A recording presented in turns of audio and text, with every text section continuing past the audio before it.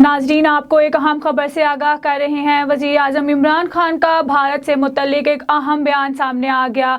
वज़ीर आज़म इमरान खान ने कहा है, भारत खित्ते में जमहूरियतों को कमज़ोर करने में मुलव्विस है। वज़ीर आज़म इमरान खान का मज़ीद कहना है, आलमी बरादरी की तवज्जो खित्ते में भारत के मज़मूम अज़ाइम की तरफ मबज़ूल करा दी है। वज़ीर आज़म इमरान खान का मज़ीद कहना है, आलमी बरादरी की तवज्जो खित्ते में भारत के मज़मूम अज़ाइम की तरफ मबज़ूल करा दी है। पाकिस्तान ने भारत की रियासी दहशतगर्दी से मुतल्लिक डोज़ियर अक़वाम मुत्तहिदा में जमा करा दिया। इमरान खान ने कहा है कि यूरोपीय इदारे ने भारत के वसी नेटवर्क की सरगर्मियों को बेनकाब कर दिया।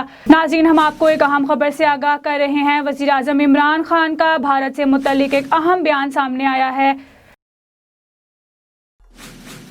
जी नाज़रीन, ये थी A1 TV की ताज़ा तरीन। मज़ीद खबरों से बाखबर रहने के लिए देखते रहिए A1 TV।